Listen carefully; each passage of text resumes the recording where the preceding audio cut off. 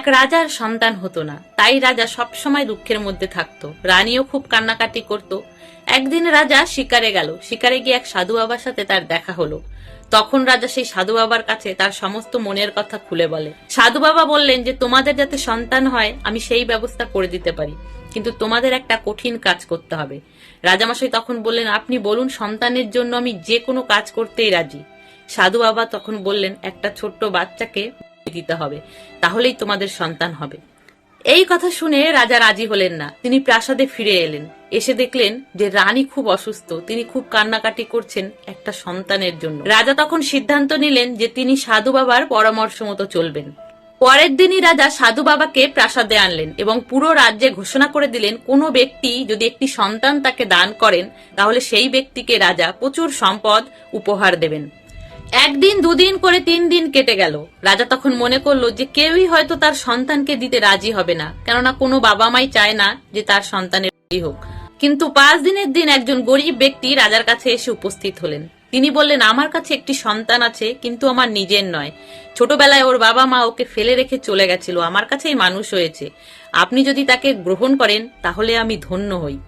এই কথা শুনে রাজার খুব আনন্দ হলো। তিনি তখন সেই ব্যক্তিকে অনেক ধন সম্পদ দান করলেন এবং বিনিময়ে ছেলেটিকে তিনি নিলেন। ছেলেটাকে পেয়ে সাধু বাবা যজ্ঞ শুরু করলেন, মন্ত্র পাঠ করলেন। তারপরে এলো সেই সময় ছেলেটাকে বলি দিতে যাবে। ঠিক তার আগের মুহূর্তে ছেলেটা বলল যে আমার কিছু মনের ইচ্ছা আছে রাজা, আপনি যদি দয়া করেন তাহলে আমি সেই ইচ্ছাটা পূরণ করতে পারি।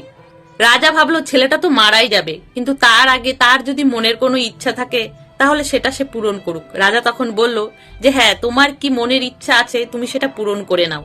ছেলেটা তখন তার ছোট্ট দুটো হাত দিয়ে কিছুটা মাটি নিল, তার নরম হাতে পরপর 4টে ঘর তৈরি করলো এবং সেই 4টে ঘরের ভিতরে 3টে ঘর লাথি মেরে ভেঙে দিল, আর একটা ঘরে সে নমস্কার করলো, তারপর সেটাও সে লাথি মেরে ভেঙে দিল।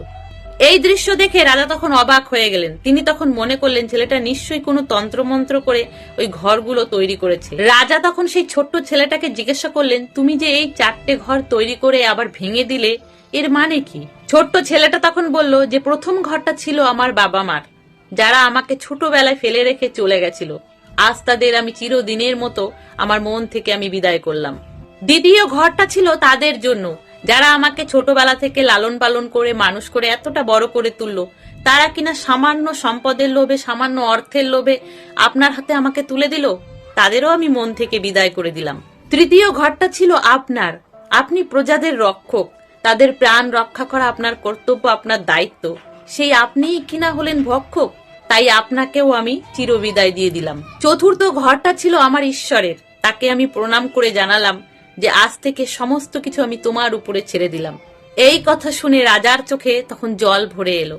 তিনি তখন মনে মনে ভাবলেন, সত্যিই তো, আমি কত বড় পাপ কাজ করতে যাচ্ছিলাম, এই ছোট্ট বাচ্চাটা আমাকে আজ কত বড় শিক্ষা দিয়ে দিল।